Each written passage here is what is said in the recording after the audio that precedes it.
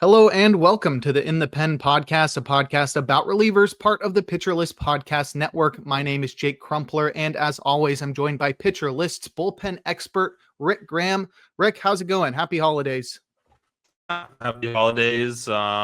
It's freezing here in Boston. It's like 8 degrees or something out. Wind Oh my chill back gosh. there. Yeah.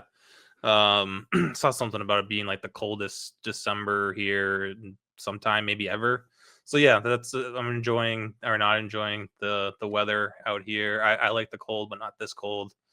But it does feel more, around the holidays. The last couple Christmases have felt very warm, and it's like it's weird when you're like going out on Christmas morning and it's like 55, 60 degrees.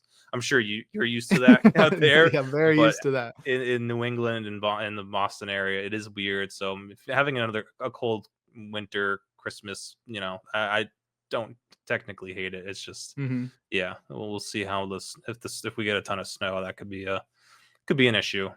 But you're wearing a t-shirt? I'm wearing well, it's warm in here, so I'm in my apartment. I don't pay for heat. That's the one perk here. Okay. So we're at least able to stay warm Blasting it. inside. Yeah. I have So not been able to stay warm inside because the company I work for closed down a couple weeks ago, but yeah. we're still working through some stuff. However, to save costs, they just have not been running the heat. So I'm just in a big office with maybe 4 other people. So nobody's providing me heat. I don't have a space heater with me either. So it is freezing in there. I mean, it's only like 50 degrees outside, so it's not insane, but it's 50 degrees inside too. So I am just freezing my butt off all day long. It's nice to be at home right now where my mom does not mind having the heat on. So doing fine right now, but it is funny that you're talking about it being 8 degrees and I'm dressed more warmly than you are. Yeah, I know. We try to keep, and we have a nice we have a gas fireplace here. It's nice. That's the one one perk I'll say. Yeah. In a apartment? Yeah. So that's crazy. It's nice. It's yeah. Great. All right. Well, stay warm, Rick, because we got a lot to talk about today. We have all the transactions from the past couple of weeks, which includes the non-tenders that occurred basically right after we finished recording the last podcast. So any member of a ball club that a team did not tender a contract to, who is eligible for arbitration, was immediately regarded as a free agent. We had only one of those pitchers has signed since then, but that did add to the free agent relief pool. There's a few interesting names on there. We had some big relief pitcher signings across the past couple of weeks as well. And then we'll touch on some injuries and news. And then we will head on over to our main topic and discuss relievers that were both unlucky and lucky last year. Those are two separate lists of relievers. We'll talk about some relievers who overperformed their underlying metrics and relievers who underperformed their underlying metrics. But we'll start it off with those aforementioned non-tenders. I'll go in groups of 3 so we can make sure we talk about some people. And we did talk about these guys in our last podcast because they were designated for assignment prior to their non-tendering, which is the case for a lot of these guys. So we may have touched on some of these guys already, but the first trio is Colin Holderman, Dory Moretta, and Sean Reynolds. Yeah, I know. We definitely talked about Moretta last time. I don't remember. Was Reynolds also? He might have been, but yeah, we're both big fans of Moretta. I think he'll land a major league deal somewhere and be in an opening day bullpen as long as he's healthy. Reynolds is definitely another interesting one who's just run out of options, but limited sample size at the major league level, but he has, there are some skills there. I mean, he throws 97, 98. He's a big dude. Slider has shown some swing and miss ability before, and he really, it was 11. We kind of got excited in 11 innings in 2024 with him. And obviously that's a small sample size and it didn't work out last year, but I do think that there could be something here with Reynolds if he can get his command shored up again. It's a fun one. I think Holderman too. It's, is he healthy? Someone's definitely going to take a chance on him. I just don't know, where that's going to be or what type of role he'll get. The next three are Evan Phillips, Joey Lucchesi, and Jorge Alcala. I think Phillips is the most notable name here, and maybe honestly, almost clearly the most notable Yeah, name on the whole on list. this list. Yeah. And he obviously that reason is he's gonna miss most of, if not all of next year. When did he had Tommy John in like June, July, I think it was. So I yeah, he's can probably out for most of this year. But yeah, he's one of those classic, like he'll get some team will give him a 2-year deal, try to rehab him this year and then hope for him to have, be a big part of their bullpen in 2027. confirm. I don't know. Yeah, I mean, these guys almost always get DFA'd. That's why I thought AJ Puck might have a chance to get non-tendered as well. He's kind of in a similar situation. Mm-hmm. Um, but yeah, Phillips will definitely look out for him as a 2027 bounce back candidate because yeah, we've not someone to completely forget about for the long run. But yeah, 2026, there's probably not going to be much for Phillips. Maybe in September we see him. Mm-hmm. Yeah, it was June 2025 Tommy John surgery June, for yeah. Phillips. So possible he misses all of the 2026 campaign, like you said, with the small possibility of a late season debut. The next trio of arms are Mark Leiter Jr., Scott Efros, and Jake Cousins. Are those all You Yankees? might as well add Ian Might as Hamilton. throw Ian Yeah. Hamilton in there. Yeah, those Yankees guys who all of them, maybe not Efros, with the Cubs he had some value, but Mm-hmm. Leiter Jr., Cousins for a second, and even Ian Hamilton, they had at one point or another they were factoring into hold situations for the Cubs and or the Yankees. Mm-hmm. Um, Cousins are also with the Brewers look good, and then he kind of had a resurgence. Was it last year, 2 years ago, and then he got hurt again. But those are all guys I expect to get looks. I'd Lighter Yeah. probably can make a major league team out of the spring. Mm-hmm. The other guys not so sure. But yeah, with Lighter's always been interesting. I don't think New York was a good landing spot for him. So I think if he gets in a spot where there's plenty of opportunities, he could easily rise into a setup role somewhere. A lot of bullpens out there right now that are still like, there's just a lot of moves needs to be made to make them major league ready. So Mm-hmm. there's opportunities out there for Lighter. Right, and these guys seem to have higher ceilings than other arms on the market, considering what they've Yeah, done in the past. if Cousins is healthy, yeah, that's another name to look out for sure. All right, the next three are Cam Boozer, Jason Foley, and Taylor Clark. Foley's been a closer before, and Cam Boozer's a southpaw, which is hard to come across on this free agent market. Yeah, he I know left-handed and any lefty at this point definitely helps because it's Mm-hmm. you see in um, free agency and in the trade market, there are just teams are really looking for lefties wherever they can find them. So I think Boozer probably signs pretty quickly. He had some success with the White Sox and the Red Sox before that. We talked about Foley last week, and I don't know if we talked about Taylor. Taylor Clark's an interesting one. He was one of the more surprising ones on this list for me. That he had a really good year with the Royals last year. Fits in nicely as a middle relief option. He's not a starter, or he's not a setup guy or a closer, but he had one of his better seasons last year in Kansas City. I thought that was an easy guy they bring back, but yeah, the Royals are going a different direction, and I think Clark's another guy who should easily get a major league deal somewhere. A lot of experience there. Definitely. All right, and the next four will hit on our Josh Spores, Jacob Webb, Gregory Santos, and Trent Thornton. Definitely some interesting names here. All of these guys have AL West. either had success, that too. They've also had success, or they throw really hard. Santos and Webb. Santos has, even when he's healthy. Mm-hmm. He's only 26. It's crazy. I was thinking about that whole Prelander Baroa trade with him and being traded for Santos, and Mm-hmm. just like a trade that didn't work out for anyone really, Right.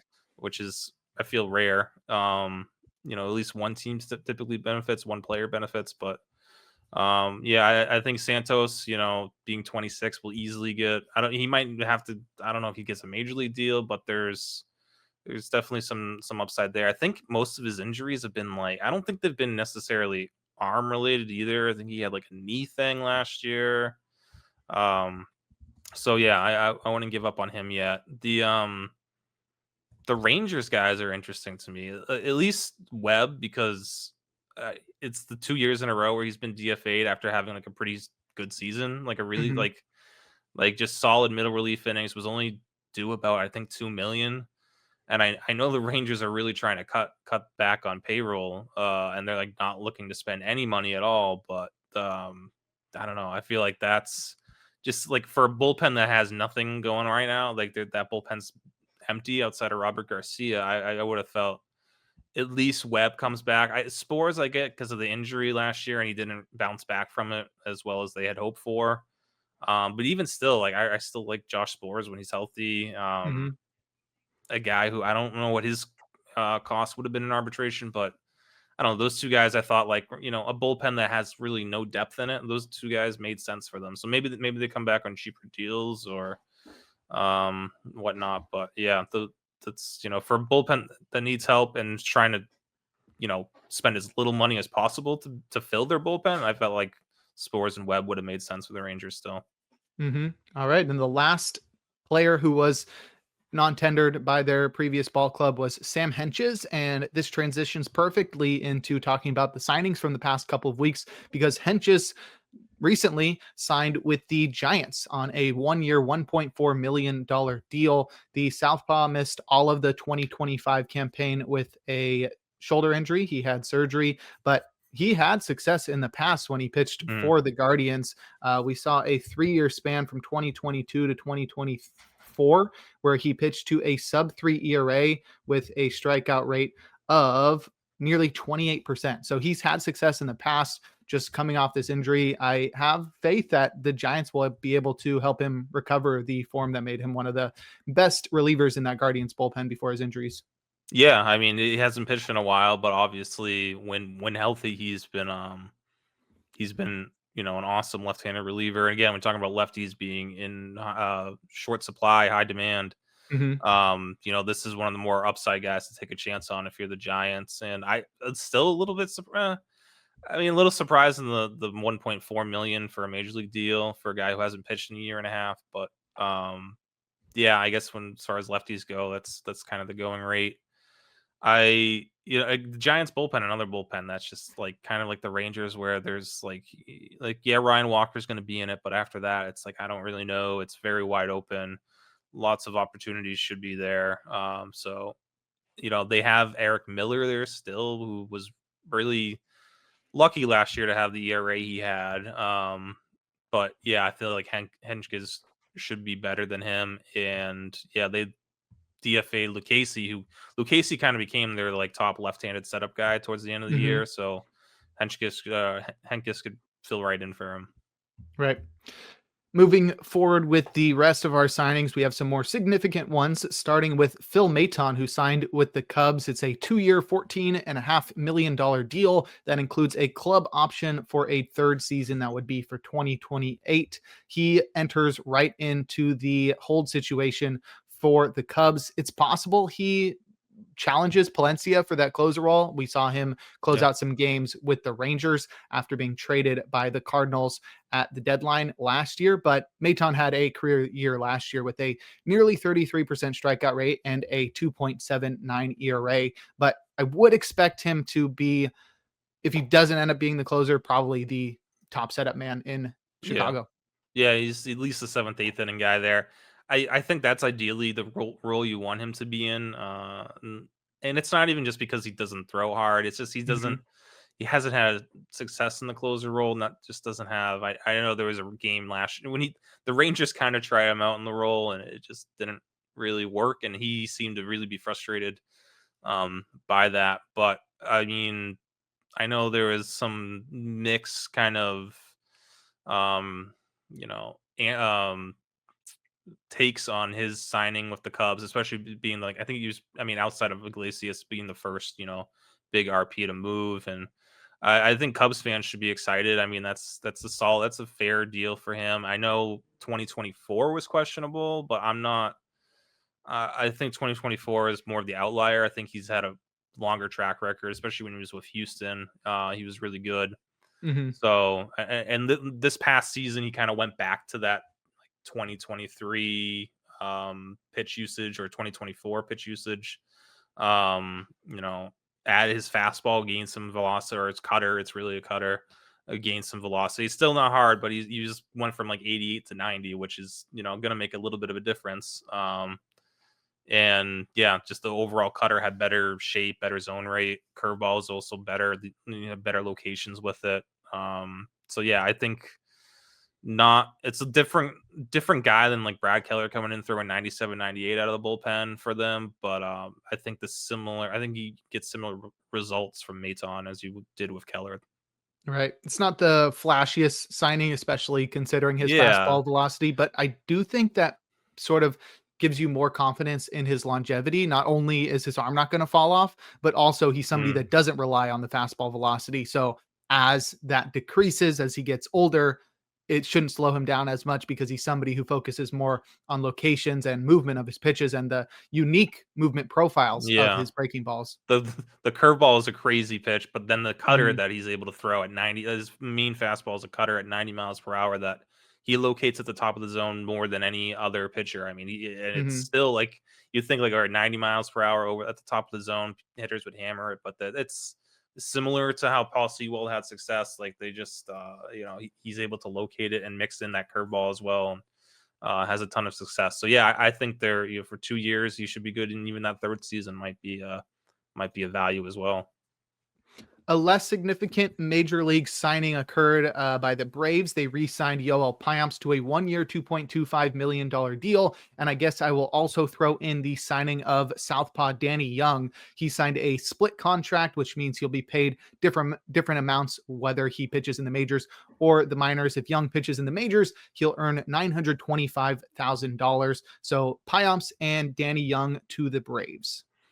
Yeah, Payamps, I was a little surprised at the money. I didn't know what he didn't do much last year at all. I Mhm.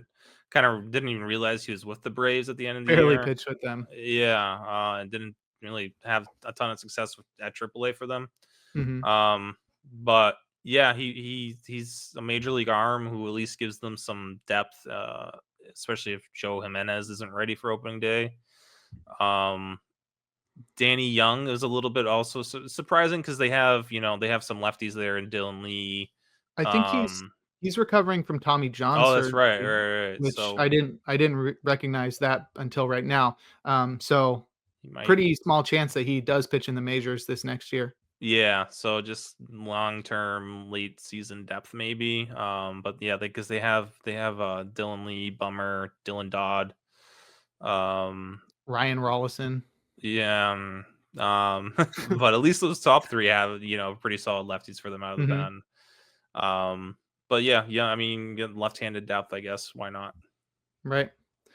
Next, we have probably the second most significant signing from the past couple of weeks, and that's Ryan Helsley signing with the Orioles. There was a lot of talk about him possibly becoming a starter, which was confusing considering his reliance on just two pitches. It didn't Yeah. really make much sense for a hard throwing righty who really relies on two pitches to transition to the rotation, but we won't have to worry about that as Helsley signed for 2 years and $28 million to go to Baltimore. He will have the ability to opt out after year one, which is 2026.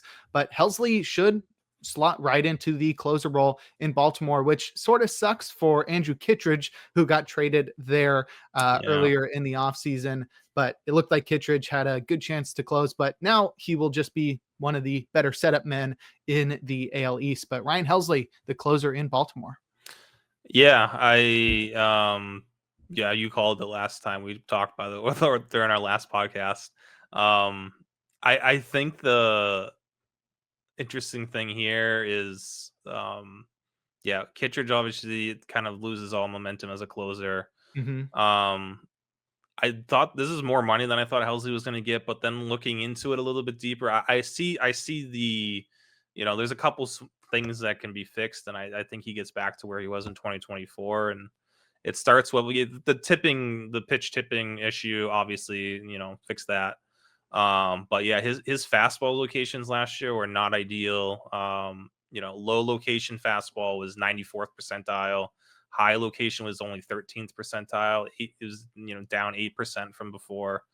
So like, for a guy who's throwing 99, 100, like with pretty good IVB, 17 inches of IVB, I believe.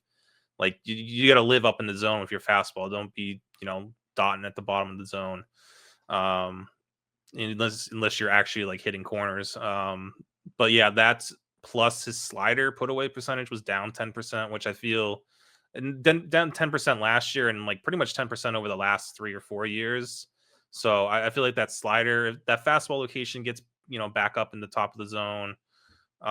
He starts getting ahead of hitters. First pitch strike was down as well. That slider comes back with the fastball up in the zone. First pitch strikes, getting ahead of hitters. I feel like there's an easy path for him to get back to 2024. And for him, having that opt out too, if he has a good season, easy for him to just, opt out and get a longer term contract next year. Cause he's still only, of the relievers like available in free agency, he's on the younger side. So I think he's like 30 at this point. So for reliever, that's not old, I guess. Mhm. So yeah, there's a good signing for the Orioles. And yeah, I think he should be their closer year round, unless they have another bad season and he gets traded midway through. But yeah, I like this for Baltimore. All right. And right after Helsley signed, we had the consensus number 2 closer on the market sign, and Devin Williams went to Queens. He signed with the Mets for 3 years and $51 million. He'll get a $6 million signing bonus, which will be paid in $2 million installments. He'll get $15 million a year. $5 million of his contract will be deferred each season. The signing was curious considering we all thought that the Mets would be looking to re-sign Edwin Diaz, and the signing doesn't count out Edwin Diaz returning to the Mets, but it does make it far from a necessity Yeah. now because Devin Williams, one of the top relievers in baseball, really was unlucky last year. He'll be one of the guys we talk about later on in this podcast, Mm-hmm. but 4.79 ERA last year with the Yankees. It really seemed like he struggled in New York, but it was definitely a situation where the home run to fly ball ratio was a bit off. And I think you do as well, have a lot of confidence in Williams returning to form, which would make him one of the best closers in baseball, especially pitching for a team that finds itself in a lot of winning situations like the Mets. Yeah, a couple of things here, and we're going to get into like his unluckiness later on. So Mm-hmm. not even related to that, but seeing a lot of Mets fans, Mets Twitter being like, this is a good move as long as they bring back Edwin Diaz, and it's like, yeah, that would be awesome. That would be cool. Like to have $40 million a year spent on 2 relievers. I guess if you're the Mets, you can afford it. But I mean, Devin Williams should be. I'm fairly confident as long as he's healthy the next year. He's a top 5 or 6 closer. So I wouldn't sleep on. You're saving. This is a better deal than whatever Edwin Diaz is going to get. I think when you factor in the financials of it, I would rather Williams at Better 3. deal for the team. Yeah, for the team, I'd rather Williams at 3 at 51 than Edwin Diaz at 5 and 10 100. whatever. Yeah. Yeah, 100 plus. Especially if that allows you to be more, to go out and sign Alonso or do whatever you got to do. There's Mm-hmm. other holes with the Mets, so they have other things to do here. They still have holes in their bullpen, but I don't think they need a closer necessarily with Williams there. I think they need to add some depth to it. And the whole thing with him, like wanting to leave New York and he needed to leave New York. It's like I think this is part of the reason why he signed with the Mets is to like kind of prove everyone wrong that like I can still pitch. I'm able to pitch in New York. Like all that is like I've nonsense. always thought of like the he can't pitch in New York thing as almost like a Yankees specific situation Very, because the yeah, fan base is so exactly. rabid. Yeah, definitely part of that. And like we saw with like Sonny Gray talking about the Yankees this past week. Mm-hmm. There is very yeah, you're either loved or hated there with the Yankees. And if he had like 2 bad weeks and the Yankees fans turned on him, and Um, then he was awesome for the second half of the year and into the postseason. So yeah, I think this is kind of like, I'm gonna stay here. I'm gonna be a dominant closer. I'm hoping he closes. I Hmm. do think Edwin Diaz. I think they're still talking to Edwin Diaz, but I don't see him returning. I think it's probably going to be the Dodgers or the Blue Jays at this point, because the Blue Jays just want to sign everyone. Hmm. Um, but I wouldn't rule out the Giants either, even though they said they didn't want to spend too much on a closer. But I feel like that just makes a lot of sense for the Giants. But yeah, I think Devin Williams, and then go out and get add a supplemental reliever like Luke Weaver or Brad Keller or something. I don't know. Yeah. I feel like that could be okay for now, and then figure it out. Transition some starters to the bullpen if you had a starter. So I just, yeah, the Devin Williams, I didn't see any Mets fans, any Mets Twitter being like, oh, he'll be a good closer for us. It's like, no, Hmm. we need Edwin Diaz back. It's like, that's not likely, and I don't think you need Edwin Diaz back. I know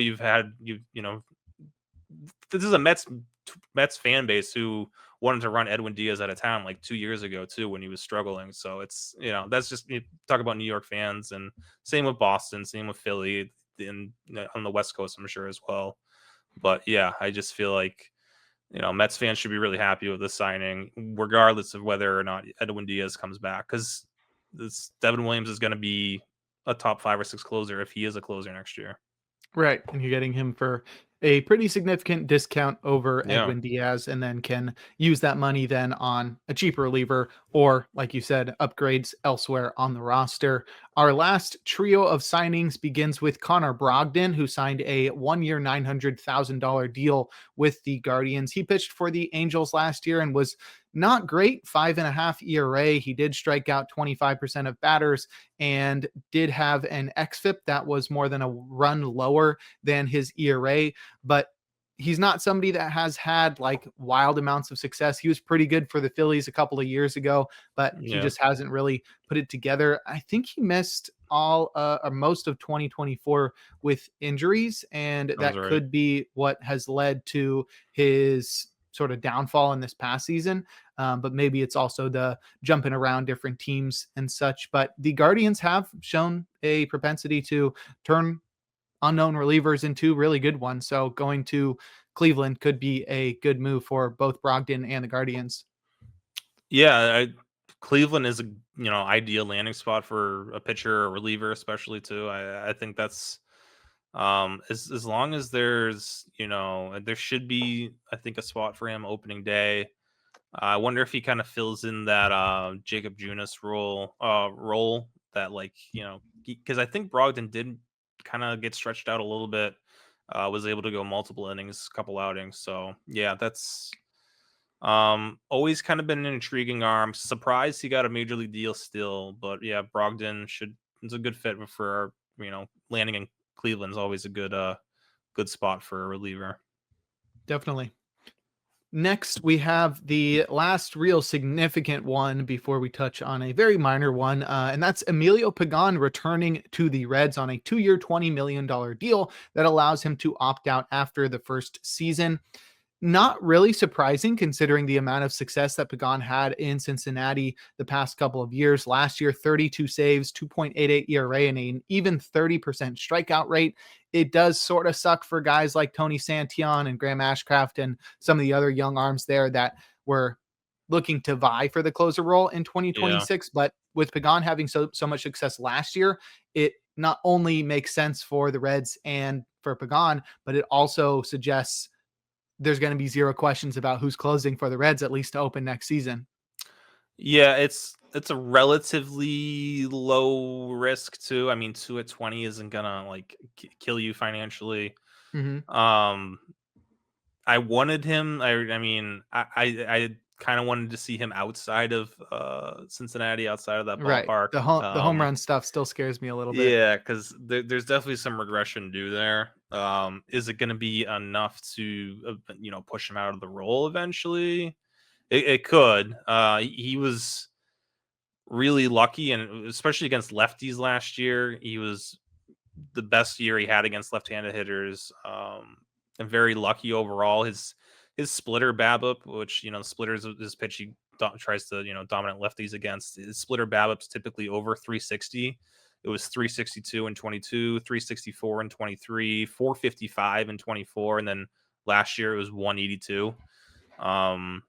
So I just worry about you know left-handed hitters getting to him again next year, and that ERA and the WHIP starts going up. I do see there's a world where the Reds end the season with Connor Phillips and Zach Maxwell and Graham Ashcraft as like their top three in their bullpen. I feel like with both Pagani and Santillain, who we're going to talk about a little bit, as a kind of luck, he was luckier last year than we might have thought.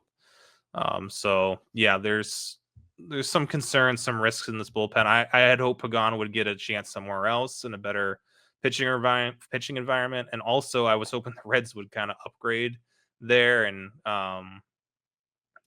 they had, I think there was, I don't know who else they were talking to, but I felt like even like a Robert Suarez or Ryan Helsley might have been a better fit for them for the next 2 years. But I guess Pagan, he did it last year. And yeah, they're hoping he can repeat his 2025. And our last free agent signing from the past couple of weeks, we're only touching on the major league signings, but Ty Adcock somehow got a major league contract with the Padres. It's 1 year. We don't know the dollar amount right now, but Adcock barely pitched last year, just 3 innings for the Mets. He's been somebody that didn't really have a lot of minor league success either, but he does have some decent stuff. He throws pretty hard. He's got a slider. He's got a cutter that PLV really likes. So maybe the Padres see something there. I just do think it's notable that the Padres would hand out a major league contract to somebody that even the relief pitching podcast is flummoxed by, especially in a bullpen that's just so crowded. Like, why would they go out and say, all right, we'll hand out a major league contract to this guy, considering I'm sure they're going to get some other relievers throughout the off season. But sort of interesting to see Adcock sign a major league contract with the Padres. Yeah, I think, well, they might add. I don't know what the Padres are looking to do financially. I don't know if they have like the means to kind of add someone significant to their bullpen. So this might be, part of them trying to, kind of nickel and dime Moneyball the rest of that bullpen. But definitely intriguing for someone who hasn't had much success. Still on the right side of 30, throws 97 plus. But yeah, never been a big strikeout guy. But the Padres have had really good success, obviously, with their bullpen, turning relievers into weapons in that bullpen. So I feel like he's not gonna start the year as a high leverage arm. But could certainly work his way into the mix. We still don't really I don't think we have much clarity on, is Mason Miller or Adrian Morejon going to get a chance in the rotation yet? I don't. Right. Yeah. So I don't know. We'll see what. Maybe Adcock gets stretched out. I don't know. He does have 4 pitches. It could work out. So. Okay. Well, next we'll move forward to talk about some injuries and news from the past week. But first, we're going to take a quick break here on In the Pen. And we're back. Jake Crumpler here with Rick Graham talking relief pitchers. We're going to discuss some injuries and news from the past couple of weeks, starting with Josh Hader, who should be ready for opening day. He suffered a capsule sprain in his left shoulder, which is the arm that he throws with, a couple weeks into August. And for many players, that type of injury requires surgery and a potential year-plus absence. But both Hader and the Astros are convinced that the lefty won't need surgery and that he will be ready for opening day. Hader said it should be normal. Obviously, intensity gets up in spring training, and we'll see how that goes and how I'm recovering, bouncing back from that. But as of now, everything is status quo, back to normal. So that's good news on Josh Hader, right? It's better news than it could be worse. Yeah. I still don't love like the whole like should be I should be normal. Well, the Astros too. You can't trust anything that they're saying. And yeah, I don't know what to do as far as like I don't like for Hader, like ranking Hader right now. It's tough because I could see him in like there's like a group of 10 spots where I could see him kind of landing. Um, but yeah, I just like, hate the not knowing that he's gonna be 100% for opening day. Um, it makes me, if like, you are drafting now, just like make sure Brian Abreu's taken late in drafts, or especially if you're in like 300, if you're in a league that has 300, 400 players taken, I feel like Abreu needs to be rostered at least for now to see how Hader holds up through the spring. Um, because yeah, it's more positive than not, this news that he should be ready for opening day, but I just feel like, when this injury again, the Astros, man, when this injury happened, it was like kind of downplayed, and then like, oh, he'll be ready for the playoffs if they make it, and like it doesn't sound like he would have been ready for the postseason if they were in playing in October. So Mhm. yeah, the Astros really concern me with how they handle injuries. Or at least how they report them. Or yeah, it's both maybe. I don't know. It's just the Hater being able to talk and saying this himself is kind of okay. At least we get it from his mouth. Um, but it's still just like it should be normal. Okay, it doesn't give me a ton of hope, but Right. yeah, we'll Because see. we've heard them sound more It should be confident normal. Yeah, like it should be and then have normal. worse things happen. Yeah. I don't know. Yeah, I'm on your side. Definitely not fully confident in Hader being ready for opening day, considering the Astros history of reporting on injuries recently. yeah. Now we'll touch on some rumors on the free agent market right now. Looks like the Marlins, Blue Jays, Diamondbacks, Dodgers, and Tigers, a lot of teams are interested in Pete Fairbanks. It's interesting that the Tigers are interested. It would be a weird fit because their April and even their May schedule are not ideal for someone like Fairbanks, who has dealt with Raynaud syndrome in the past, which means that cold weather can make his fingers numb. I've seen like it's almost like a TikTok trend. You see people with Raynaud syndrome and their fingers just turn Dude, completely white. It's it's it's it's legit. yeah, my wife's cousin has it. It's Oh, crazy. Yeah. She lives in Florida now, so she doesn't have to deal with it, but right. it's like as You much. get a little bit cold and it's like you can't Yeah, feel your hand. How right. you And supposed to like pitch? I was looking at the Tigers schedule for April, May, and yeah, obviously home games in Detroit. I mean, we've seen it. This was like a couple years ago when like Yeah, Miguel Cabrera hit a home run and right. it was In like a snowing blizzard out. off Yeah. Shane Bieber. Yeah, Yeah. yeah. So yeah, like Detroit in April is not ideal. And even like May can be cold too, but like they have a lot of home games, and even their away games in April. I think they come to Boston, which like it's cold here in Boston in April. Hmm. Yeah, it's just it's a weird fit, especially considering the other teams. And the Blue Jays are in there, but they have a dome in Toronto.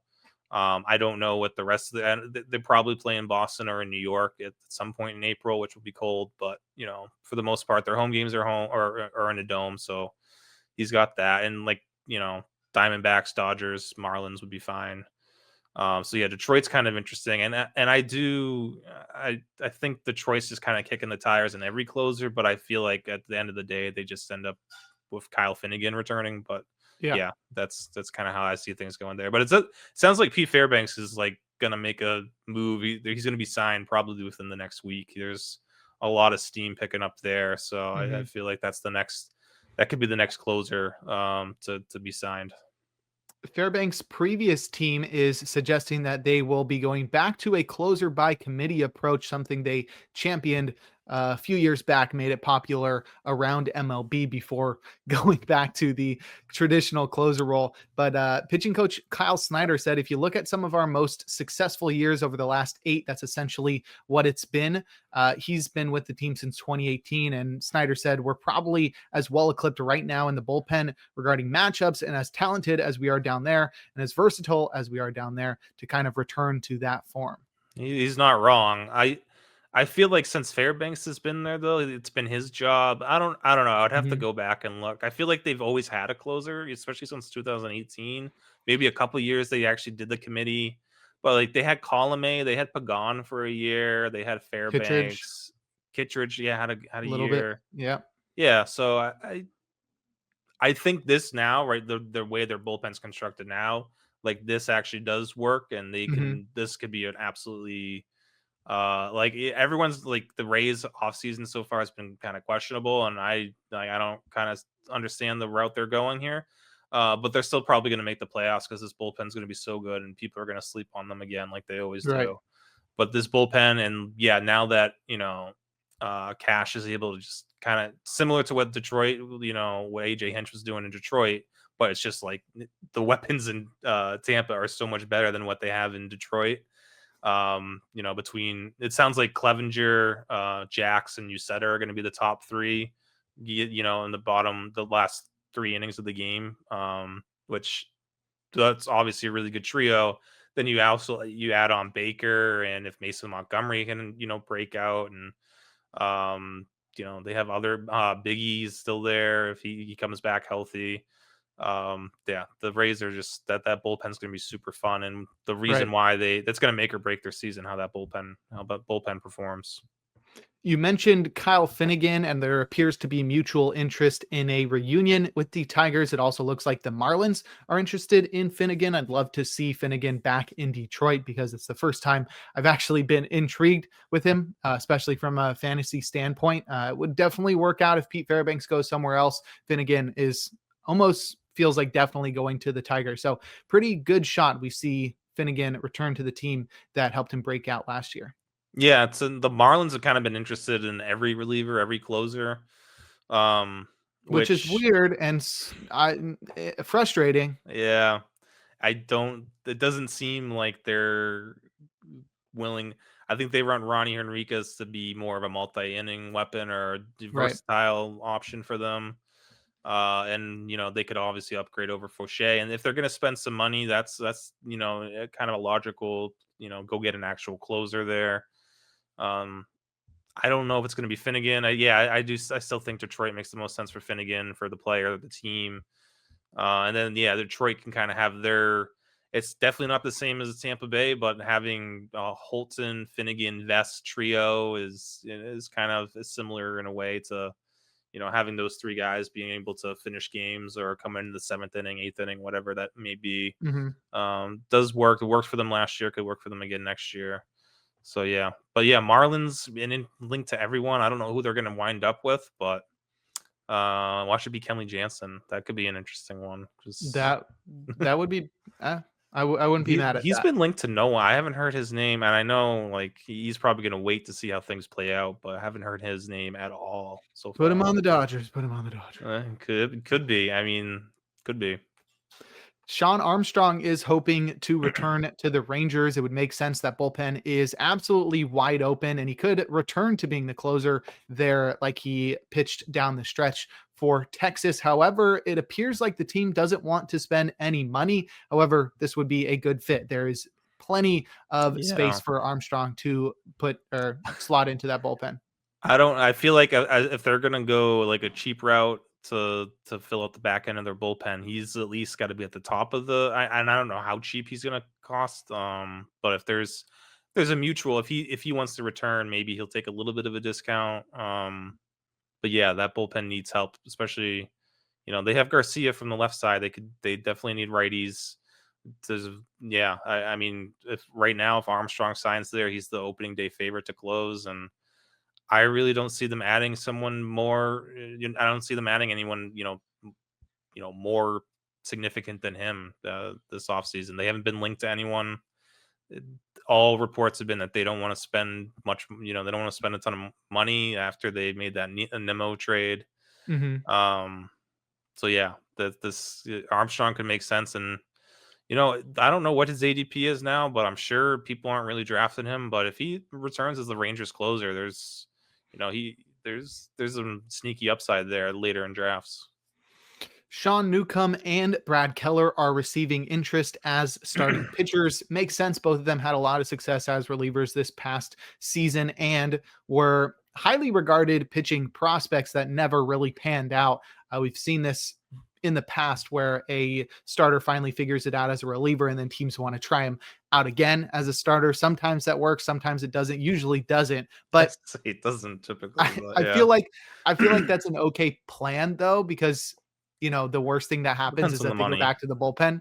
Right. Yeah. They go back to the bullpen and then you just have a good reliever anyway. So it might be worth at least testing it out. But Sean Newcomb, really incredible second half last year, and Brad Keller, an even better second half and Yeah. complete season for him. So it'd be interesting to see where these guys end up and what roles they pitch in 2026. Newcomb, maybe. I still both these guys I really wanted to see as a reliever moving forward. Bit biased. But yeah, well, bias and just because Brad Keller's been starting games since 2018 and didn't work Right. out, and So boring. it's and yeah, it's not like he was ever exciting as a starter. But now he's kind of exciting as a reliever because he's throwing 97. He's not going to throw 97 as a starter. No. And the velo gains that Newcomb got as a reliever, that's not going to stick as a starter if he goes back. And he's really a 2-pitch guy at when it really comes down to it. He's a fastball curveball guy. So and in a very slim left-handed relief free agent market, I mean, I feel like Newcomb could do really well for himself. I mean, if he's probably gonna get more money if a team really does want him as a starter, but both those guys I feel like should just remain as relievers. It's different. Like Reynaldo Lopez is like the one. Is he even is he a success story from going from reliever to starter? Because He was Jordan good for Hicks 1 year and then wasn't. his arm fell off. Yeah, that too. I mean, we'll see what Clay Holmes is able to do. But I feel like Clay Holmes is a little bit different because he never really got a chance to start. These guys, Newcomb and Keller, have had plenty of opportunities to start, and it just didn't work out. So yeah, we'll see what happens. But I feel like they're better off as relievers. The Mariners appear to be planning to add 2 relievers, according to Adam Jude of the Seattle Times. Looks like left-handers are a priority, and as you mentioned, not many on the free agent market, so they have shown trade interest in guys like Matt Strom, JoJo Romero, and Jose Ferrer. I think Romero is probably the one who's most likely to be traded, considering the Cardinals appear to be in sell mode, but the Mariners could definitely use some support for the lone lefty in that bullpen, Gabe Spire. Yeah, I think Strom and Romero have been their names have been thrown around. But Ferrer was the interesting one. I was like, that kind of. I mean, it'd probably be better for Ferrer. I feel like that would be, him being in a setup middle relief role might be better for him. But I still kind of like him as a very late, sneaky dart throw as a closer if he sticks in Washington. Especially Washington's He's still so young. I don't know why they would. Yeah, do he that. is, and yeah, that would probably take a lot for Seattle to give up to get Ferrer. So I don't think that happens. But yeah, Ferrer still a lot of good things happening in Washington. I hope they keep Ferrer around. So he can build there. All right. We didn't touch on this last week, but Eric Swanson announced his retirement. He was only 32 years old. So farewell to Eric Swanson. Any final words for the righty? I just think like the one he was traded for it was him for Teoscar Hernandez. Like what was that? 1 for 1? Yeah, I mean they got back some pitching prospect with Swanson, Mako. Yeah. But it was basically Swanson for Teoscar Hernandez, and that wasn't that long ago. And now, 2022 offseason. Yeah.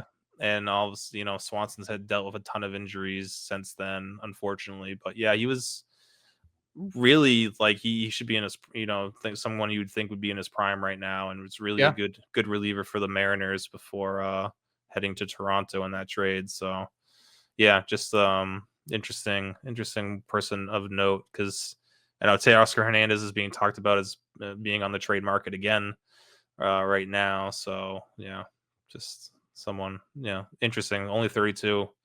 Right. I was surprised to see it. I didn't know if we'd have much to talk about, considering he hasn't really done much recently. I always think of that trade though. Like when was the last time like a middle reliever was traded for like a starting corner outfielder? That might be the last time. Yeah, I mean, might be the last, how it panned out or didn't. Yeah, for sure. All right. Well, now it's time to move into our main topic. But first, we're going to take another break here on In the Pen. And we're back. Jake Crumpler here with Rick Graham on In the Pen discussing relief pitchers. We're going to talk about the relievers who were unlucky and the other relievers who were lucky last year. So we're going to look at some underlying metrics, compare that to ERA, and note the guys who were unlucky or lucky last year and are likely to have different fortunes next year. So these are either guys to avoid or target or change your opinions on for the next season.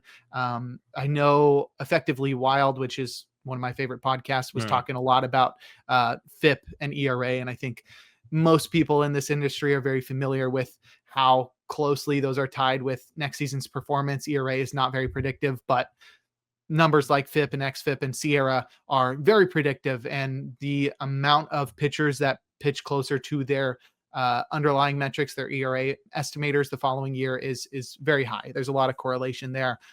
Sierra, I think, is the most predictive, with XFIP being right behind it. XFIP I prefer only because I understand it more. It's really simple, but they all seem to agree regularly. Yeah, I think Sierra has been a little bit more sticky, or it's been Right. better with It's relievers. so slightly. Yeah. Oh, okay. Yeah, but yeah, I don't know overall, but I know for relievers, Sierra's been a little bit better. Do you know the difference between the two? I'd have to look it up. It's okay if you don't. I don't I would either. have to. Yeah, I Yeah. have known it in the past, and I'd have to look it up again. But I Okay. know, No like, problem. yeah, like, also, like, xERA has been one that's been kind of Right. thrown around a lot, and I know that's related to, that has, correlation to, ballpark factors as hmm well. It's definitely Which, more predictive than basic ERA, and that one yeah, exactly. incorporates StatCast metrics. Yeah, if you're, it's like, if you don't want to go into like an XFIP or like a Sierra, at least just take the xERA, like, just like, that's a little bit better. Um, and it's definitely, yeah, because ERA is definitely, like, not something you want to look at year to year. And hmm if you don't, want to take my word for it, I think it was Eno tweeted something about, like, look at the guys with the ERAs in like the mid fours, how much money they're getting paid. The MLB teams are paying like Devin Williams Right. and Dylan Cease all this money. It's hmm because ERA isn't important for them looking hmm forward, So yeah. Yeah. I think you can pretty safely say that teams do not care about a pitcher's No. previous season ERA. But even more safe than numbers like XFIP or just ERA estimators in general are projections. I mean, projections are going to account for all of that stuff and Yeah. not just base it on the previous season. You're not just going to get, oh, what was Mm. this guy's XFIP last year? That's what I expect him to do the next year, because you have to account for all kinds of things. He's not going to pitch exactly how he did the previous year. But if you take in to account previous seasons and aging curves and all that kind of stuff, that's what projections use. That's why projections are used so widely in this industry, especially when people are doing their rankings. That's pretty much all I do is I, use the auction calculator and help me put my rankings together that way. But projections are huge. Definitely sign up for PL Plus or PL Pro to get access to pitcher lists projections. Kyle does a lot of Mm. work on that, and they are very predictive. They are up there with being the most predictive in the industry. But right now on Fangraphs, we only have Steamer and Fangraphs depth charts. I trust Steamer, but they generally are going to agree at this point, because the only difference between those two at this point is the playing time. Yeah, that's not gonna. Yeah, So those are pretty much the it's same just right Steamer. now. Yeah. Yeah. And so for the first guy we'll talk about, we'll talk about unlucky relievers, but somebody like Devin Williams, who had a 4.79 ERA last season, he had very wildly underperforming. Yeah. He very wildly underperformed. His ERA estimators were much lower than his ERA: 2.95 xFIP, 2.67 Sierra, 3.11 xERA. But you can see in his Steamer projected ERA of 3.14 that they're going to encapsulate all that in that number. So somebody like Devin Williams, who really struggled with the home run to fly ball ratio last year, is expected to have a huge step back in the right direction in 2026. And so Mets fans Yeah. can hang their hat on that. Yeah, I mean, yeah, going from Yankee Stadium to City Field is a big upgrade for him. Mm-hmm. I'm sure defensively too, behind him is going to be a lot better. I don't know who's going to be at second base there, but oh, they got I think Simeon.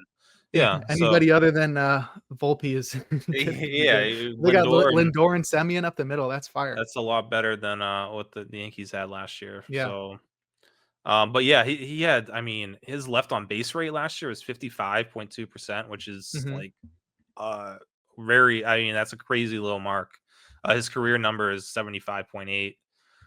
His BABIP wasn't crazy, but even at his .299 BABIP was the highest he had since 2021. Hmm. Like, but yeah, everything else, like the K rate was down a little bit, but I mean, 34.7% is still really good. But his walk rate also came down with it. So, like, as far as like strikeout minus walk goes, very similar to his normal numbers.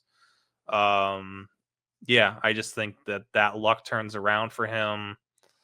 I mean, I was like trying to figure out what, like, if there's anything like, you know, pitch change, pitch usage, just like sequencing that could work.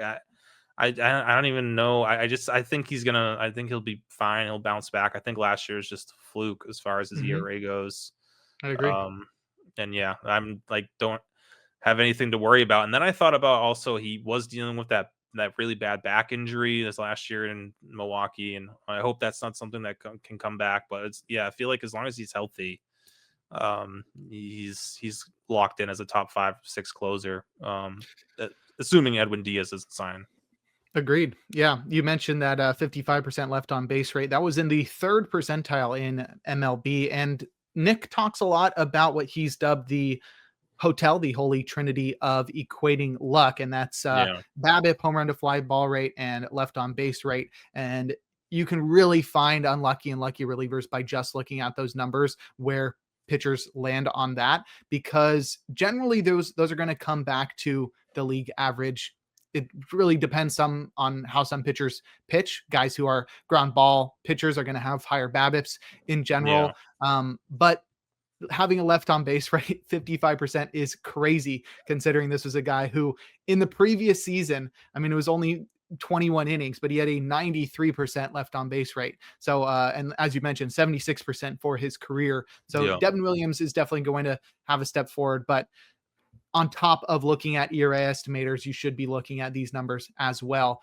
They definitely incorporate these numbers, but you can more clearly see Mhm. exactly where that player was Why? Yeah. unlucky. The why Exactly. behind Yeah. the number. Why Yeah. Williams was so unlucky last year. And it was just every guy that got on base came around to score. Yeah. More than almost 50% of the batters that reached base against him came around to score. So that's pretty unfortunate. Next, another guy who has had a lot of success in his career, but struggled last year. Griffin Jax had a 4.36 ERA, but came with a 2.17 xFIP, a 2.30 SIERA, and a 3.26 xERA. Varying numbers there, but all of them suggest that Jax was very unlucky last year. Yeah, and you know, with Williams, it was the left on base issue for Jackson. It seems like his was the BABIP was 3.68 BABIP last year. Mm-hmm. His career number is 286, so up 100 points. And yeah, there was obviously, he was struggling in Minnesota too, but then when he got to Tampa Bay, he continued to struggle, as did a lot of pitchers there in that ballpark, which they don't have to deal with again this year. Um, but yeah, and we talked about Tampa Bay earlier, and he might not be. Honestly, not naming anyone the closer there has me more excited for getting Griffin Jax probably really late in drafts. Mm-hmm. And I feel like he could be a difference maker. I mean, Jax was a guy the last 2 years who, even we knew he wasn't closing, but was still a guy you kind of had people drafted him in the late 200s, early 300s of drafts, just because how dominant he was, ratio wise, strikeout wise, you As know, a setup man. as a setup. Yeah, he would, factor in a couple saves here and there, but you weren't drafting him to be a closer. You were drafting him for everything else. And like, if he can do that again, plus get you 15-ish or more saves, and you're drafting him in like that same late 200s spot, like that's huge. That's a difference maker. So, and same with, guys like that whole bullpen, like Edwin Uceta, getting him late too, like, sure, definitely worth a shot as well. But yeah, Jax is one who, him and Devin Williams are the two guys on this list, this like unlucky list, that are like I'm pretty confident that they're gonna, bounce back in a big way next year. Mhm. And both should be values in drafts. Right. PLV loves Griffin Jax. Third percentile BABIP Yeah. last year is definitely going to flip around the other way. Next, we've got Jordan Romano, who was maybe the most unlucky pitcher in baseball this past year. 8.23 ERA, but that came with a 4.33 xFIP, a 3.66 SIERA, and a 3.99 xERA. Most notably, just every single fly ball he allowed seemed to leave the ballpark. 25% home run to fly ball ratio. But even worse than that, he had the worst left on base rate in baseball, 0th percentile, 49% left on base rate. So he was just unable to keep the guys who made it on base from scoring. And a lot of that had to do with just every fly ball leaving the ballpark against him. Yeah, I mean, totally unlucky. 49% left on base rate. You thought Right. Devin Williams 55 was worse. Yeah. Um, but yeah, there were he went through stretches last year where he was really good and then he was really bad. It was mostly Mhm. bad, but there was a stretch where he was really good. Um, I don't know. His steamer projection is okay. I still think he could be better than that. I don't know. It depends on where he is health wise. It's been, a couple rough years the last 2 seasons for him health wise. Um, but he's a guy like if you're there's a lot of the bad teams out there that don't really have a closer. Like definitely a guy I would be taking a shot on. Hope that he has a really good first half and you can trade him if you need to. But like just um yeah, I don't think there's been any talk about his market. He's going to be probably someone who signs in January, February, 1 year deal. But there's definitely I think there's some hope left here for Romano. I think give him one more season, see if he can right the ship before we totally write him off. Right. Next, we've got Kevin Ginkel, who had a shot at being the Diamondbacks closer, but not only did he deal with injuries, he also dealt with ineffectiveness, which can be blamed on poor luck. Ginkel had a 7.36 ERA, but that came with a 4.49 xFIP, a 3.94 SIERA, and a 4.52 xERA. As you mentioned, on Romano, Steamer suggests that Ginkel is going to be much better this next year, projecting him for a 3.81 ERA, which if he pitches like that, I wouldn't be surprised if he's the closer for the whole year, given Yeah. the lack of options there. Yeah, as things and we did see that the Diamondbacks are interested in Pete Fairbanks. I think that's the first reliever they've been linked to, if I'm not Mhm. mistaken. Um, but outside of that, there hasn't been too much talk about the Diamondbacks. What their plan is with their bullpen because they obviously don't have a closer right now. Um, but yeah, I mean, as things stand today, I think Ginkel should get the first crack just based on his history as being a closer for a little bit there. 16 saves with them. Um, and yeah, they just really don't have anyone else at this point. And there's some hope, there's some upside with Ginkel. Obviously, that last year was super unlucky, but I think you know the 3 years prior to that were really great for him. So I feel like you can get back to that form as long as he's healthy. Right.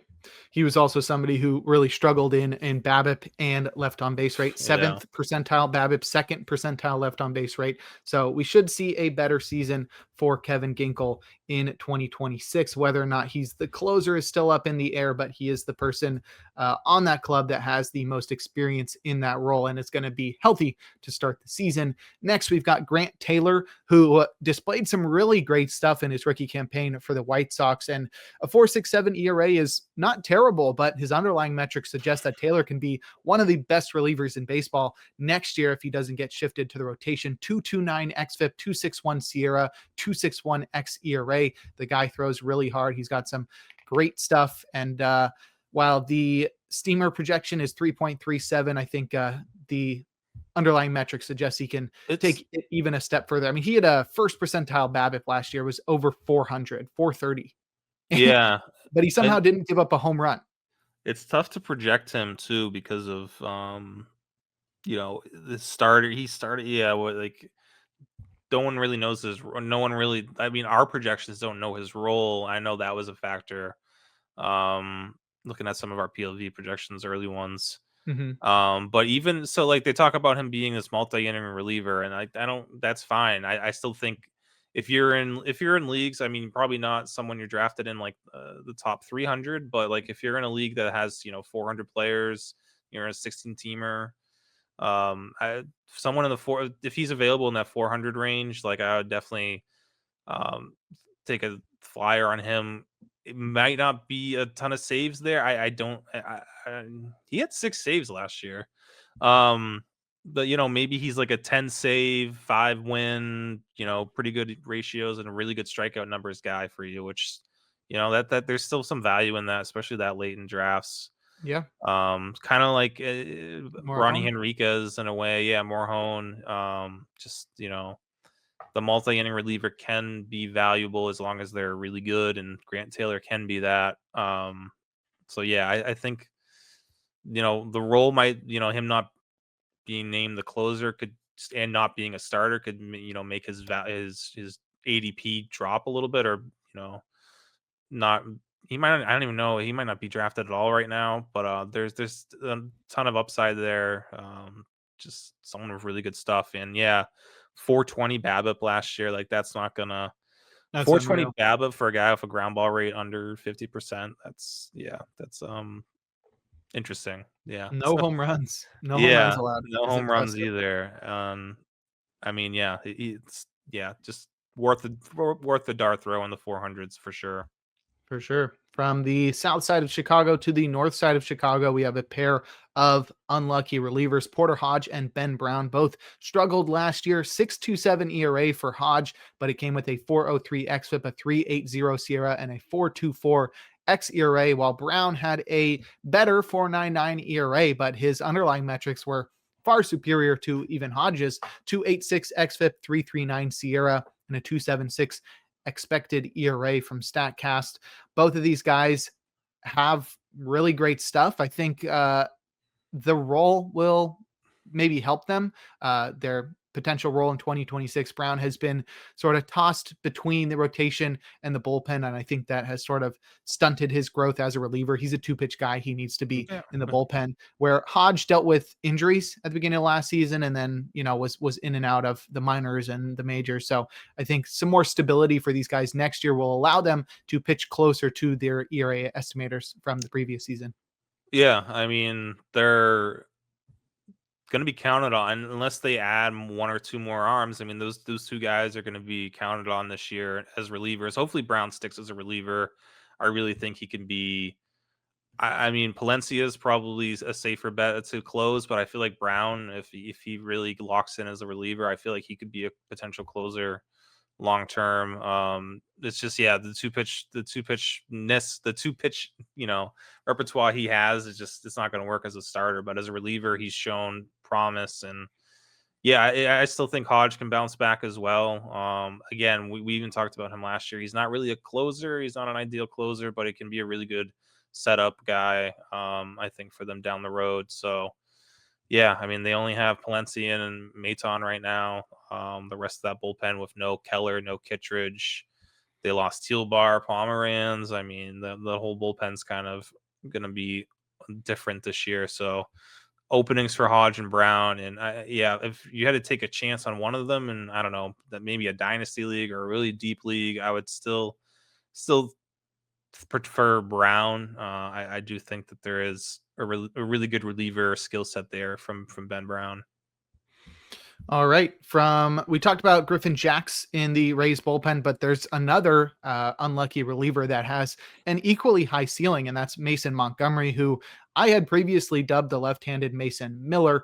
Montgomery in his rookie season had a 5.67 ERA, but that came with a 3.56 xFIP, a 3.55 SIERA, and a 4.58 xERA. He was very unlucky in the BABIP department, second percentile, 391 BABIP. He also gave up more home runs than he should have, and did not strain a lot of base runners. But this is a guy with a great fastball from the left side and a really good slider, and I expect him to take a big step forward next year and maybe be 2026 the breakout pitcher of 2026. That's what I'm hoping I was a year early. I'm not giving up on him. This stuff is just too electric, and now pitching back at inside at the Trop, I feel like will help. the home run luck, or bad luck last year, that should turn around. His stuff's too good. He needs to command his fastball better, and his secondary isn't great, but the fastball can be so good. Yeah, I'm excited to see him this year. Hopefully stay healthy and stay in that Rays bullpen. Because, yeah, we talked about the three guys that are going to be at the top of that bullpen for now, but Montgomery by the end of the year could work his way into that mix as well. Jordan Hicks was one of the headlines of the Rafael Devers trade to San Francisco, and he really struggled once he got to Boston, but a lot of that can be attributed to poor luck. The guy finished the season with a 7.77 ERA, but that came with underlying metrics that don't seem nice, but compared to that ERA, they are very nice. And Hicks's incredible stuff, including a 100-mile-per-hour sinker, suggests that 2026 should be better. 5.65 xFIP, 5.33 SIERA, 5.99 xERA. His steamer would be like a career year for him. Nice. Which isn't even that great, but like, yeah, I just want to believe in the velocity, and like, this dude throws 100. Can he turn it around? I think the Red Sox are going to give him a shot. He's going to be totally written off, and I understand it, but like, there's a non-zero chance that he kind of has a breakout, or at least can get back to where he was in like 2023, maybe, as a full-time reliever. No more, back and forth between starting, relieving. Like, the last time he was a full-time reliever was 2023. Had a ton of success. So yeah, let's hope he can get back to that. And lastly, Ryan Fernandez struggled last year, but he's always been somebody that's interested me because of his pretty decent fastball. He had a 7.71 ERA last year. That came with a 4.51 xFIP, a 4 SIERA, and a 4.05 xERA. That's Ryan Fernandez. Yeah, I mean, still not like great numbers, and the projections are very middling on him, but that's this Cardinals bullpen is kind of all meh, and Fernandez, we were talking last season going into the year, like, he was supposed to be the top setup guy in front of Ryan Helsley. So, last year was bad luck. There was a lot of bad luck he dealt with. Helsley's not there anymore. The bullpen's wide open, so maybe Fernandez can work his way back into a high leverage role, maybe a closer role at some point. I don't know. I don't love it, but again, this bullpen is very wide open, so someone not to forget about in that Cardinals bullpen. All right. So those are our unlucky relievers to recap. Devin Williams, Griffin Jax, Jordan Romano, Kevin Ginkel, Grant Taylor, Porter Hodge, Ben Brown, Mason Montgomery, Jordan Hicks, and Ryan Fernandez. Obviously, that doesn't account for all of the pitchers that were unlucky last year, but I hope we've given you the tools to identify those guys when you are doing your deep dives later in the offseason, or doing your rankings or whatever, looking at relievers. You look at the holy trinity of equating luck, and look at some projections and those ERA estimators to find some guys that should have better luck in 2026. Some guys that will likely have worse luck in 2026, guys who overperformed their ERA estimators, are up next. We'll start with the greatest perpetrator of them all, and that's Carlos Estevez, who's been doing it for quite some time, not just this past season, but in 2025, Estevez had over 40 saves. He also had a 2.45 ERA, but that came with a 4.95 xFIP, a 4.43 SIERA, and a 3.69 expected ERA. Yeah. And that expected ERA is a little bit lower given the situation in Kansas City, in that ballpark. And I do think that there's, it's a great situation for anyone, especially for him. I feel like there's a chance he can put together one more lucky season.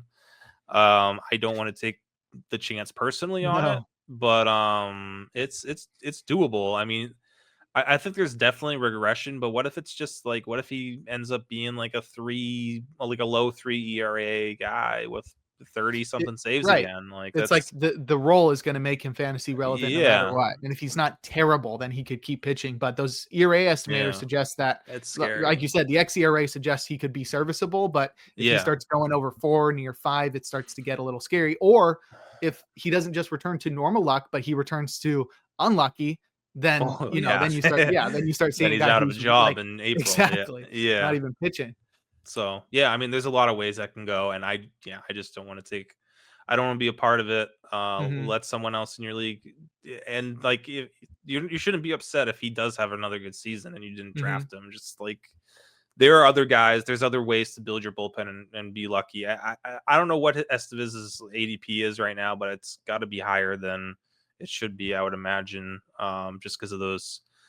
When you see 40 saves, that obviously that boosts guys' ADP way Well, higher than it should go. and Yeah. if people were, you know, not convinced by the 2.45 ERA Well, in that too. Yeah. 2024, he just repeated it again last year. So, you know, I I don't know know. why you would That's start questioning him now. He's Alex Colome put together like a 2.5 year stretch of like just bamboozling people Hmm. and like being super Then lucky, he and yeah, imploded, and then the wheels fell off eventually, and that could right? be what's happening with Estevez, but who knows? It's a good situation, good defense behind him, good. Right. Yeah, it's someone who like, yeah, you're in, like, especially if you're in like a dynasty or a keeper league and you have him, it's like those guys, it's like you don't really like love that he's on your team, but you're probably not going to be able to trade him. And Hmm. maybe you can find someone in your league who likes him better than you, but it's like you just stick with it and see, just like what's the Vargas rule, it kind of like, Nick says with Right. starters, just see how long it lasts. Is Yeah, maybe he's got there could still be some luck there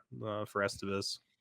Right. I feel like it's a similar situation to Kenley Jansen, who is likely to have that role that makes him fantasy relevant. Yeah. Um, and even if he does take a step back from last season, he should still be somebody that you want to roster in fantasy. But there is a lot of risk there. Jansen had a 2.59 ERA last year, one of his best seasons in since 2020, since leaving the Dodgers, basically. But that came with a 4.60 xFIP, a 3.94 Sierra, and a 3.75 xERA. He's still relying on that cutter, but last year he relied on very fortunate BABIP luck, sub 200 BABIP at 196. That was in the 99th percentile.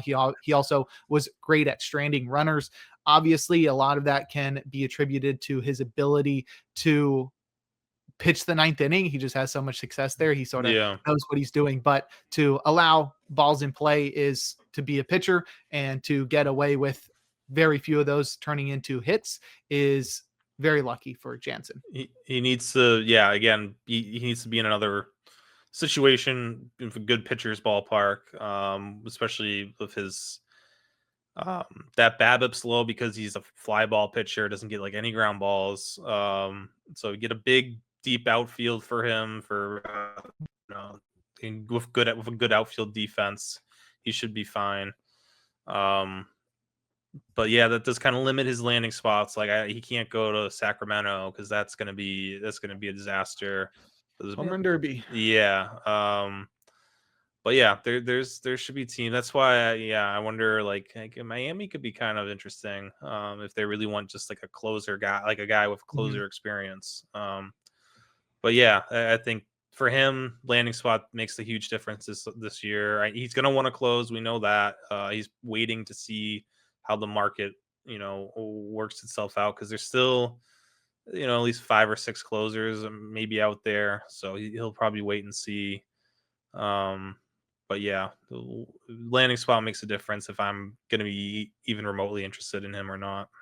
Right. Somebody with closer experience is Dennis Santana, who took over the closer role in Pittsburgh after they traded David Bednar to the Yankees. Santana had a great season for the Pirates, but it's unclear whether or not he'll be able to carry that over into 2026. 2.18 ERA for Santana, but that came with a 4.17 xFIP, a 3.68 Sierra, and a 3.55 xERA. Santana is likely to hold on to the closer role to open the season for the Pirates. I wouldn't expect them to splurge on a closer this offseason, but he's not somebody that I would be confident in pitching at the level that he did last year, nor do I expect him to even be on this team after the trade deadline.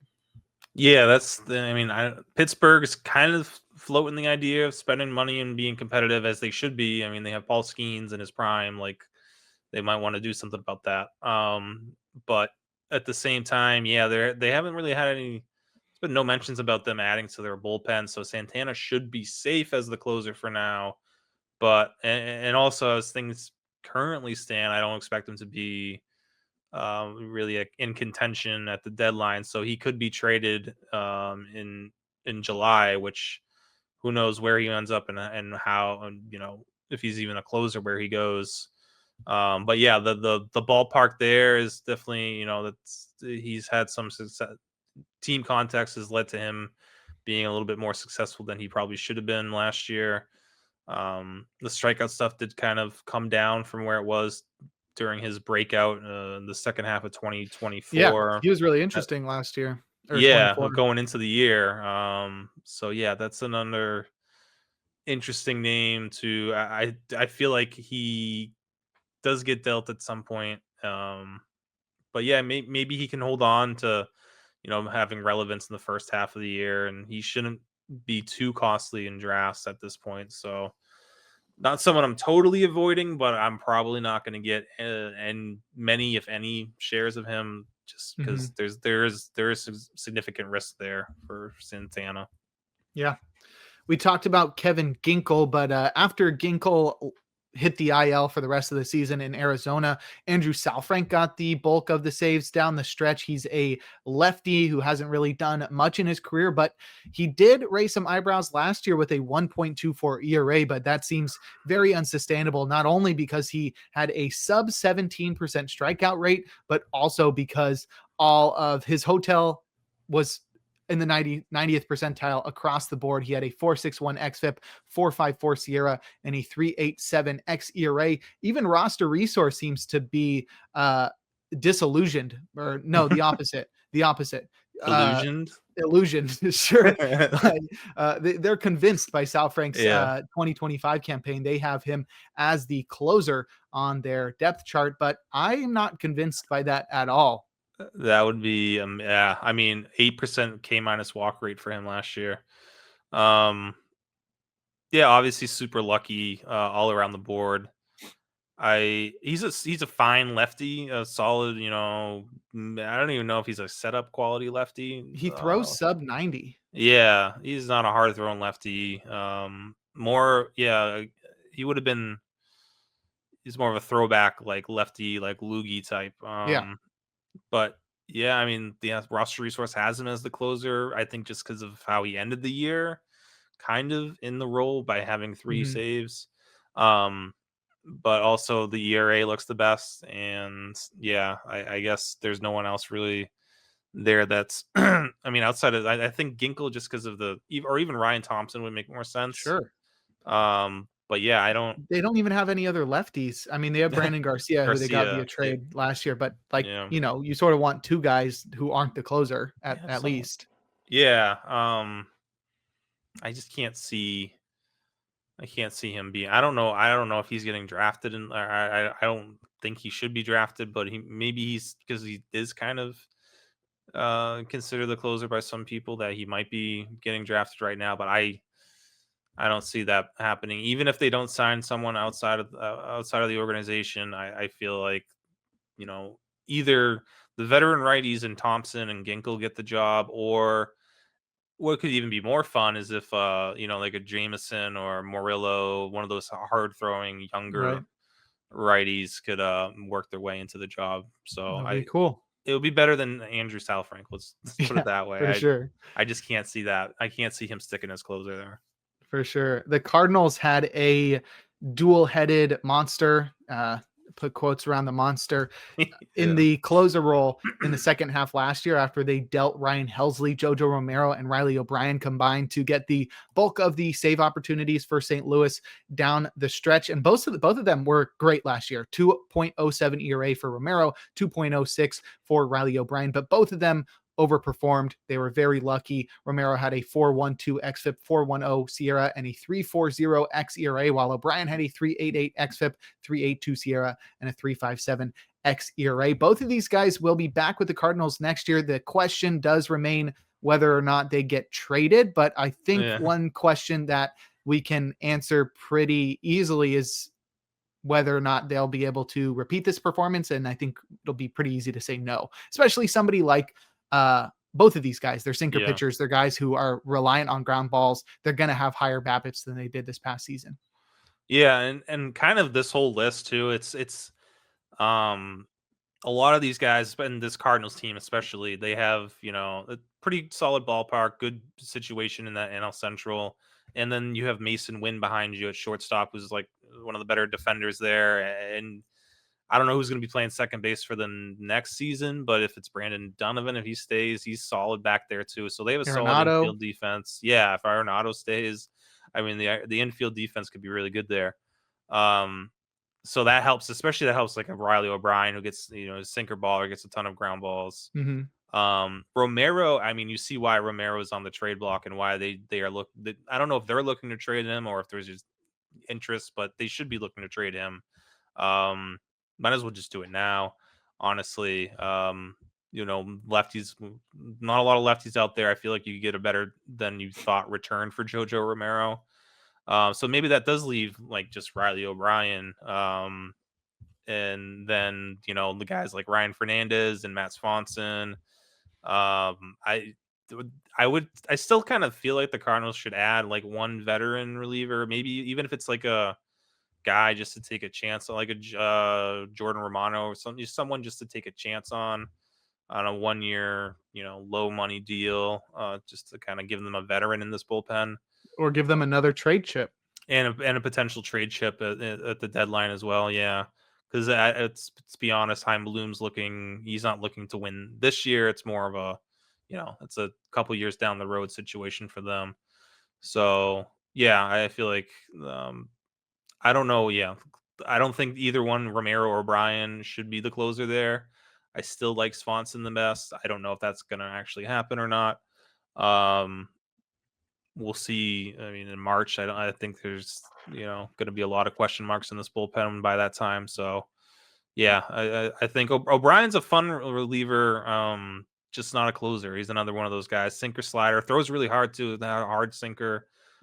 Just not a big strikeout guy, and that doesn't excite me from a closer standpoint. Especially when there is some loud contact there. It's not all just soft contact with the sinker. right.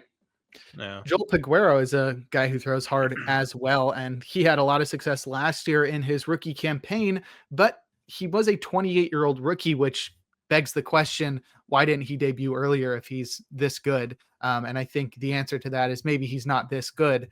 He does throw 100 miles per hour, but it's not great shape on that fastball. PLV does not like it. And he was really lucky last year too, 224 BABIP, which meant that he had a 4.28 xFIP, a 4.13 Sierra, and a 3.31 xERA. So while Peguero does seem to have a lot of good velocity, his slider's not bad, and there's a lot of opportunity in this Giants bullpen, this is a guy who maybe starts to lose the zone a little bit and didn't have a lot of strikeouts this past season, and maybe allows a little bit too much contact, and that could come back to bite him as luck shifts the other way for Peguero.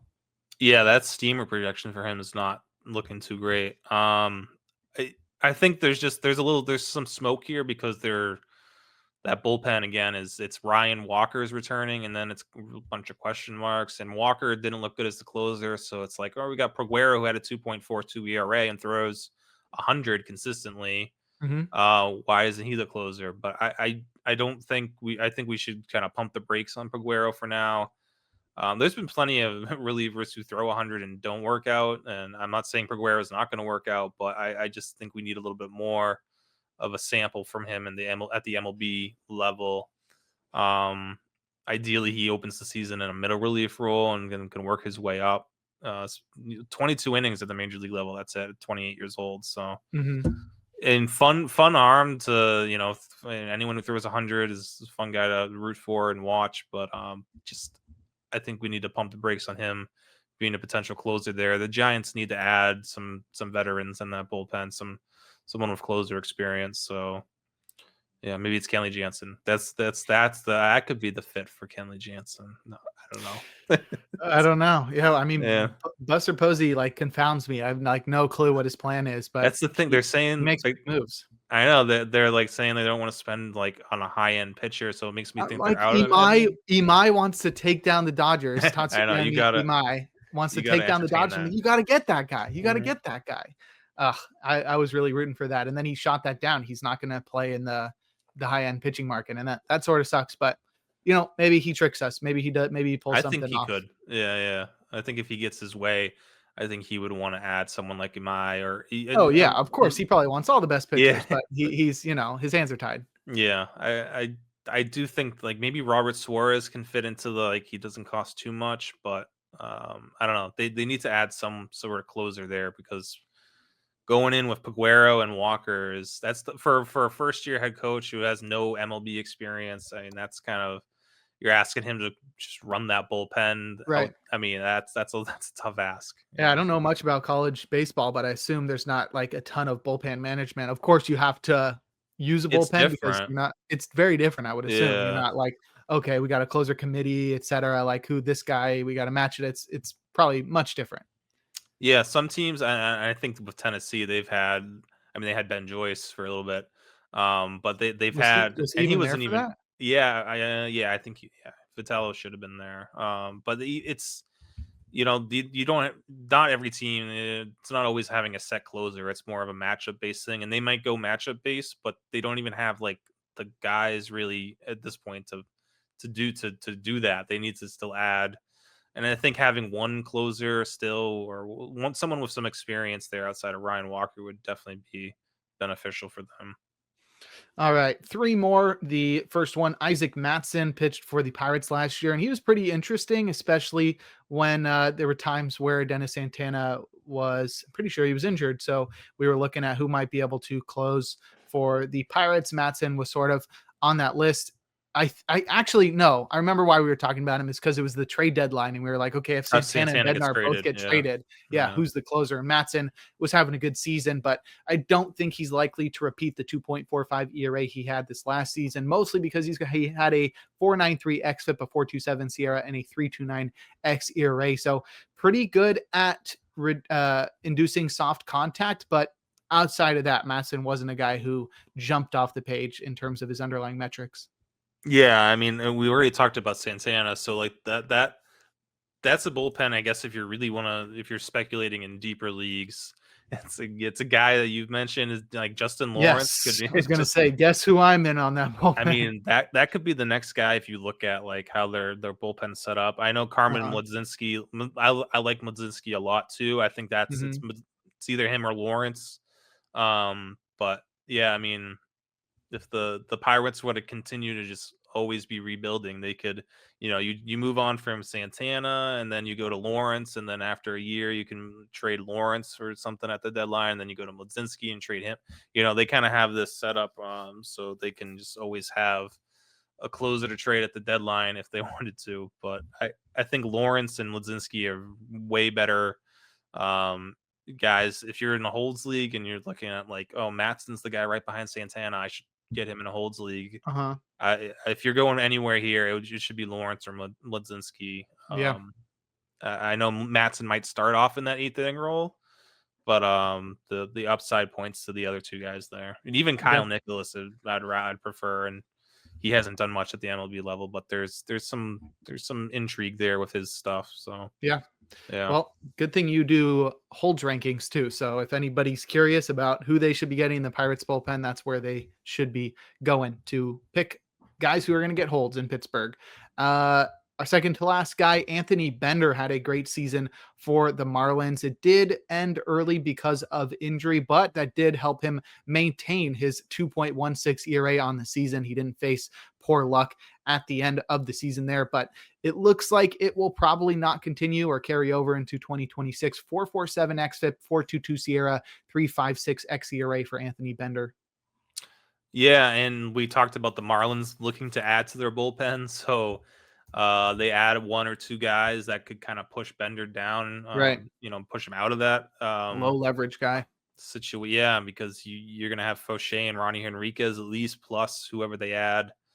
And I think there's room for Bender. That was his first full season back from some serious injuries. Mm-hmm. Um, so there's still I'm not totally out on him. I feel like there's still intriguing stuff there with Bender sinker slider combo. But for you know maybe they see the name and they're kind of more because he was really good in 22, 23, I think it was. You might be more intrigued in 21. yeah, 21, you might be more intrigued with Bender and Holds leagues, but I'm not someone I want to really target at this point. Kind of want to wait and see how he looks, how his how that bullpen looks when April hits, because Right. yeah, I feel like Ronnie Henriquez is gonna have a really big role no matter what happens there. And I don't think they're going to go away from Fauché anytime soon either. So it's those two plus a third they bring in could move Bender out, and then they're going to have I mean, if Andrew Nardi comes back as their top lefty, that's another factor as well. Sneaky bullpen over there Could in be, yeah. If Miami. they had Yeah. they had the right. I kind of like Fairbanks there. That fits. I don't know, the vibe, Doesn't I have to guess. move. Yeah, it doesn't have to go too far. Yeah, it's a good situation for him and the team, I think. All right. Lastly, we've got Tony Santillain, who was primed to be the closer in Cincinnati before Emilio Pagan re-signed with the club, but he will be the top setup man to Pagan like he was last year. But it's unclear if he's going to be able to carry over the 2.44 ERA he had this past season. He broke out in 2024, and it really looked like he was going to have a full season breakout this past year. Struggled early on, but locked in the second half. However, the ERA is a bit misleading, despite him sort of giving us a little bit more confidence in his abilities by the end of the season. Like I said, 2.44 ERA, but a 4.05 xFIP, a 3.72 Sierra, and a 4.34 xERA for Santillain. Yeah, he too. I mean, Steamer's not doesn't really love him as well next year. I feel like just in that bullpen, and his velo never really recovered. It kind of there were times in the second half where it's like the velo's kind of coming back, and then it would dip back down to like 96. Mm-hmm. Where he was like mid 90s or mid 97s, in 2024 during his breakout in the second half. I Yeah, just kind of what we talked about before with him and Pagan. I could see both Pagan and Santillain being replaced by other guys in that bullpen by the end of the year. Connor Phillips really looked awesome the second half as a reliever. Zach Maxwell, obviously, that big dude is going to be throwing gas for them. Mm-hmm. Is he going to be able to locate it? If he can, then he's going to be a factor in the high leverage spots. And as well as I think Graham Ashcraft's got more to prove as a reliever. I think in a full-time reliever role at being healthy next year, I feel like he could really break out for them. So could be a good bullpen. There could be a lot of changes, a lot of moves around that bullpen as far as roles go. So I feel like they should outside of Pagan's going to be the closer entering the year, but outside of that, they should kind of be open to what roles guys are going to have by the start of the season. All right. Well, that's all of our lucky relievers to recap. We talked about Carlos Estevez, Kenley Jansen, Dennis Santana, Andrew Saalfrank, JoJo Romero, Riley O'Brien, Joel Peguero, Isaac Mattson, Anthony Bender, and Tony Santillain. Once again, disclaimer, that's not all of the lucky relievers from this past season, but you should have the tools now to be able to identify them yourself. And with that will put an end to this episode of the Independent Podcast. Rick, why don't you go ahead and plug your socials and anything else you're working on this offseason? Yeah, you can find me on socials at I am Rick Graham. Still working on the reliever ranks for the draft kit, which should be out hopefully by the time the football season ends. I don't have a perfect date on that, but yeah, there's trying to go through 100, 200 relievers, do some profiles on them. And then, yeah, that should be fun. And hopefully, I don't know, still in the early stages, but there could be some interesting changes to like how reliever rankings and save plus holds lists and all those lists go next year. So kind of a teaser, but I feel like we got some really good stuff kind of in the pipeline that could really be a game changer for all your reliever needs out there. All right. I'm intrigued. No. You can follow me on socials at Jake Crumpler. You can follow the pod at In the Pen Pod. You can find all of my work at crumplerbaseball.com. I am going to be working on this podcast, working on cooking up some starting pitcher stuff. So we'll see when that stuff starts coming out. You can also find more of my work over at Baseball HQ. But that will do it for this episode number 143 of the In the Pen podcast. We'll talk to you all in a couple weeks.